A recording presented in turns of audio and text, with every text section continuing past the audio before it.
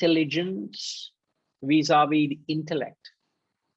What is the difference between intelligence vis-a-vis the intellect in the context of sense of value vis-a-vis sense of proportion?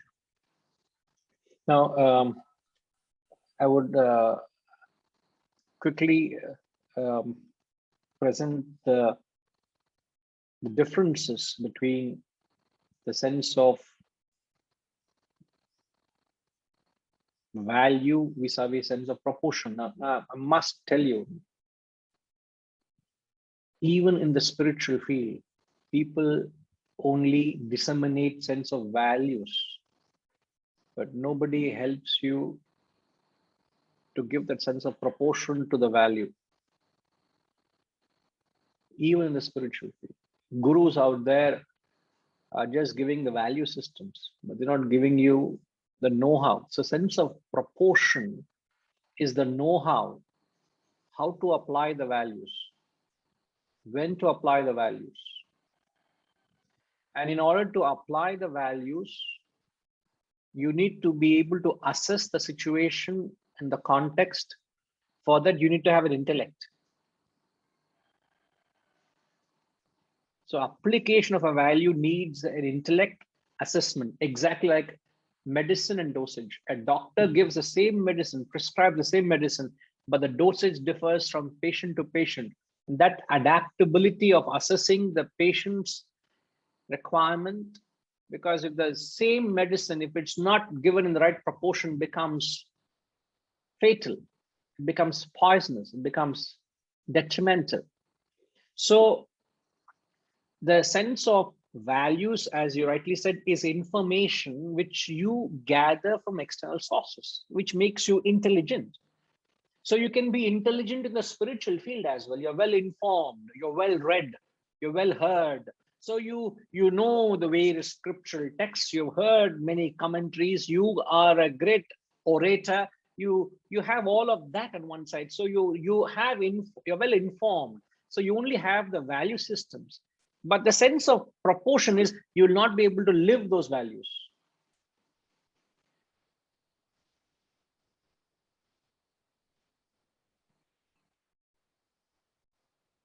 And the proof of sense of proportion is the capacity to discipline your own mind. The value has a value in your life only when you can. It helps to transform you, which is to bring about a transformation in the mind. The mind has to be controlled. If I still have my insecurities, if I still have my complexes, if I fall a prey to my ego, if I still am selfish and attached, I tell you, what is the use of all the knowledge you have?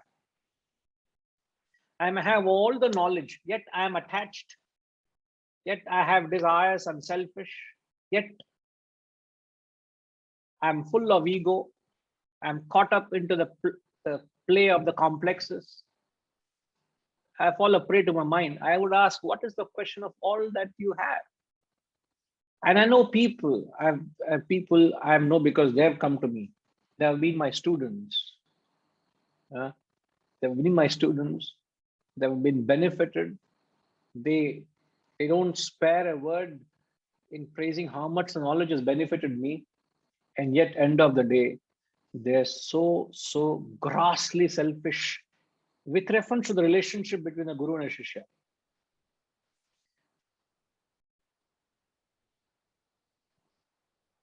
The relationship between guru and a shishya is very selfish.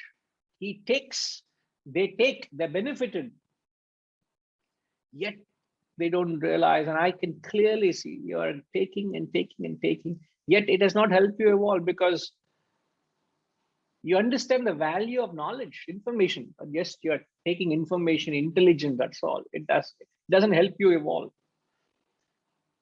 So this is the very important difference between sense of value. A guru can give you value, but in order to develop the proportion, you will have to embark on a journey of internalization of these values. So when you leave a value unaddressed, it remains a value. But when you receive the value and internalize it through the process of reflection, which you're familiar, and the questioning and absorption. So when you do that, it becomes as a clarity of thought, and the clarity of thought is the sense of proportion.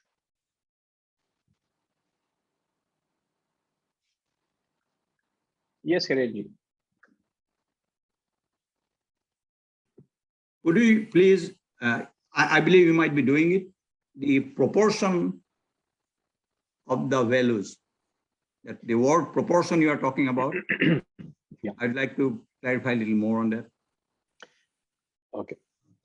So it's like, I'll give another example and then I'll give another context as well. It's like a tailor who knows to stitch garments. Is he not able to proportion the stitching based on your specific height and your personality? Okay. It's not a standard design, a standard thing that fits you and should fit me as well. No, he's able to clearly take a specific measurement. And if you are to take a measurement, you have to take an assessment of the situation. Like, for example, let's say you are having a very celebrated person, a very, let's say your own guru is visiting you. He's in town and he visits you. You invited him to your home for a meal and to spend that evening with the family. And the guru obliges and he visits you and spends that evening with the family. And you have not left any stone unturned to make him feel comfortable. Those who came along, you invited the guests, you invited your dear family members, so that that evening is spent well. You all are seated at the dining table. The food is being served, and the Swami realizes that you're not having. And he inquires, how come you're not having anything? Oh, Guruji, I have this vratam I'm doing. I don't eat on Mondays. What? Oh, okay. Everybody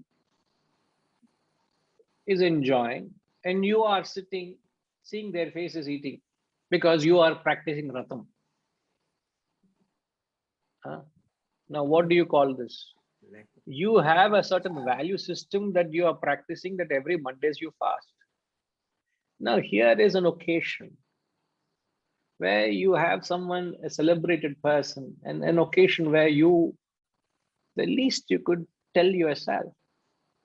In fact, if you start eating, and your wife says, do you realize it's a Monday? And you turn back to her and say, come on, dear. You don't have Swamiji with you every other day. It's once in an opportunity of my life. I'm spending a time. I have the opportunity to dine with my guru.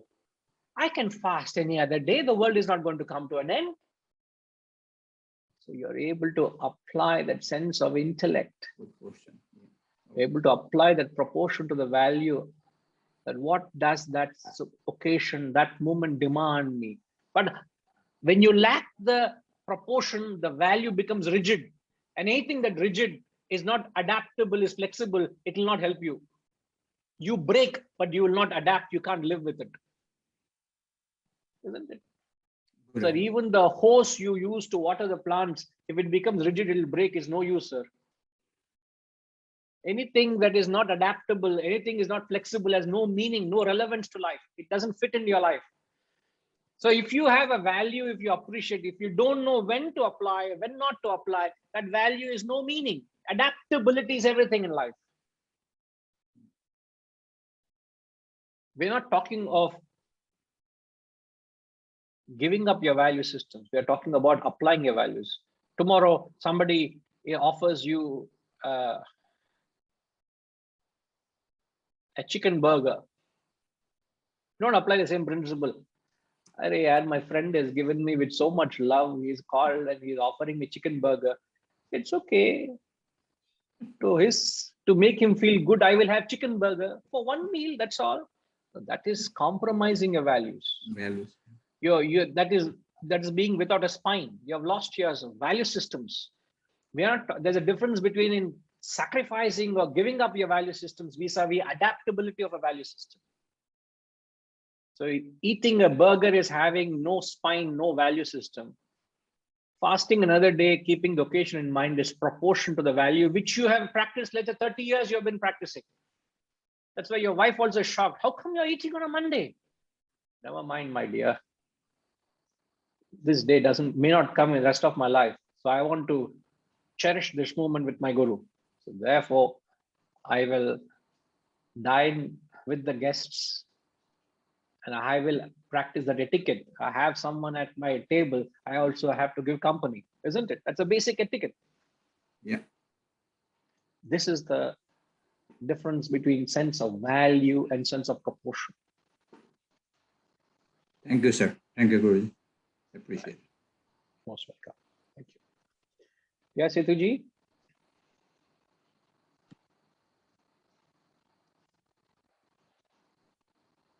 Hariom Guruji, this Yes, sir. sense of proportion, I just wanted to share another example of where a doctor gets an emergency call from a patient, and but he is in puja and he doesn't want to disturb his puja, knowing that that there's a call and he has to attend, he can save a life. But, being rigid about is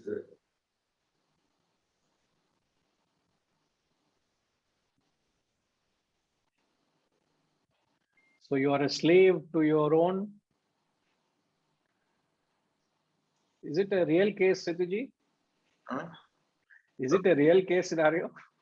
not real cases. I have seen some people doesn't want to help others. Then there is a call from neighbors or some occasion, and they know someone needs to be admitted in hospital, but they have celebration or they have some this thing. They stick to it other than giving up everything and going to neighborhood and helping people. A very good example. A doctor not wanting to break his ritual of a morning prayer to uphold his duty of being of service to the patient. Another stupidity of value systems is good muhurtam. Absolute stupidity of tradition people have become slaves to. Just you have become slave to something which has some fellow started in the past and you blindly follow it. What is good time? What is bad time? Time itself is your creation. And then you qualified and saying good time and bad time. Muhurtam, what is muhurtam? What is good for me is bad for others, and what is bad for them is good for me. What is the logic behind it? I don't understand. Yeah, some communities don't do kalyanam at that time. Other communities only do kalyanam at that time. So what is auspicious in it? Inauspicious in it? Isn't it your madness? If you allow me to speak, I might do harm to myself, because I'll speak the truth and then you may not like it. Because truth is always very bitter. It's very easy to lose you all by unsettling you. And I know I can easily unsettle any one of you because I know where exactly your weak links are. I don't mean literally, because you are attached to something. Sir, it's like Ramakrishna Paramahamsa. He was not offended when his guru came to the prayer room and broke the idol when he was praying. What is that sense of value or sense of proportion? Hirenji, you know that story, no? I've referred in some context. This can be a classic example of sense of value, sense of proportion. A guru comes into the prayer room while the great Ramakrishna Paramahamsa was worshipping the goddess Kali. His guru comes and demolishes the idol. This is a personification of sense of proportion. Guruji, I don't know the story, but I can understand where you are leading to. So the Guru adopted. It's a well documented experience, and that experience is that which gave enlightenment to the great Ramakrishna. So a Guru does things which can help you transform, and the Guru knows when to do, what to do, keeping the student in mind. But when the same thing a Guru does to a student who is not ready, it unsettles him.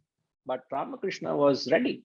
So what that Guru did transformed him, got enlightenment. That's proportion, sir. So the value, whether you can be in the prayer room stuck to your gods and goddesses and your altar, and that doesn't give you any growth. Destruction of the idol and your altar gives him enlightenment. Now, which is right? How do you answer that question? Which is right? Neither. So don't say this is right, that is wrong. Neither.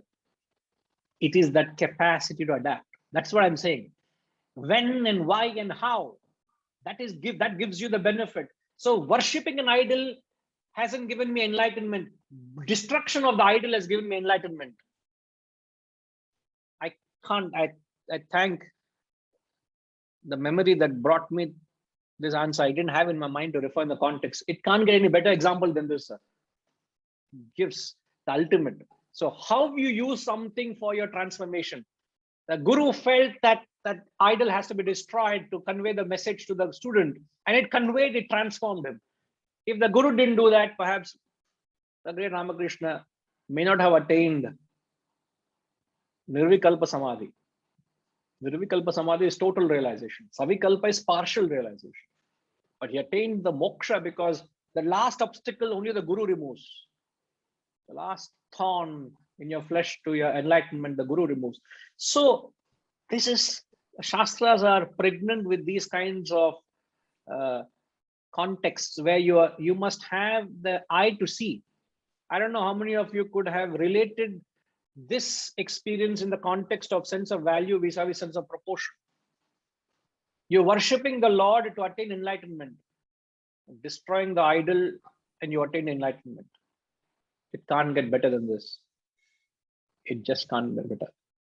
So I don't know how many of you are able to understand and relate to it. Don't misunderstand, please. So there's nothing as right and wrong here. Go back to the same example. Is it what you felt practicing fasting every Monday for the past 30 years? You found truth in it, yet you broke that fast on that evening. You felt nothing wrong with it. So there's nothing right and wrong at all. So the value has a meaning only when you adapt it, and every moment demands you to assess and apply the value. But the question is how sharp and how alert you are to be able to assess the different situations which demand you to apply these values. Therefore, you need to have the intellect. It's like, sir, last example I'll give and rest my case, sir. You have went to a driving school and the driving tutor has given you the teaching lessons of how to drive, isn't it? Yeah. And you have passed through a test, a written test and a practical test, and then you have got a license card that gives you the license to drive. But what that driving school has not taught you, the everyday scenario on the roads that you experience every day you have driven thereafter in your life. You have the driving skills, but you have to adapt the driving skill to different situation every day you take to every time you enter the road, isn't it? Suddenly you realize there's a truck that's coming your way, head on.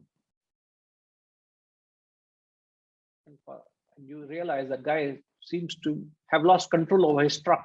Maybe he's drunk. Would you say, oh, my textbook says I must always keep to my left in India. In US, you say I always keep to my right and drive. That fellow is coming head on. What would you do? Follow the book rules of driving school and say I must keep to the right all the time? Or go to the opposite lane to save yourself and your family?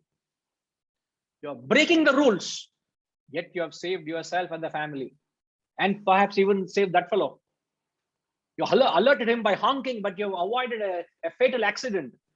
You've broken the law, yet you applied the sense of proportion. I can go on with examples. A couple of more coming in my mind. I'll not confuse you all, but go on. If you compile all the examples, you know what is sense of value, sense of proportion. If you don't adapt the value without proportion, the value has no meaning in your life, sir. So the proportion is the intellect, and intellect is that which applies the values. And if you don't have the intellect to apply the value, that value has no value in your life. The value has no value in your life. All right. Yes, sir. Thank you. Thank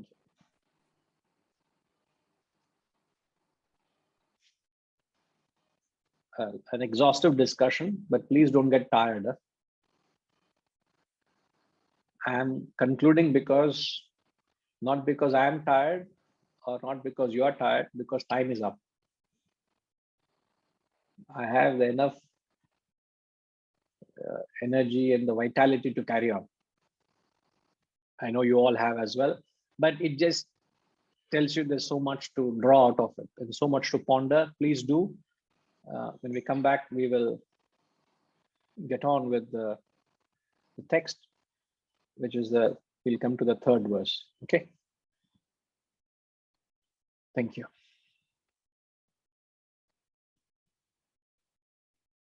Om Purnamada Purnamidam Purnat Purnamudachyate Purnasya Purnamadaya Purnamevavashishyate. Om Shanti Shanti Shanti. Hari Om. Shri Gurubhyo Namaha. Hari Om.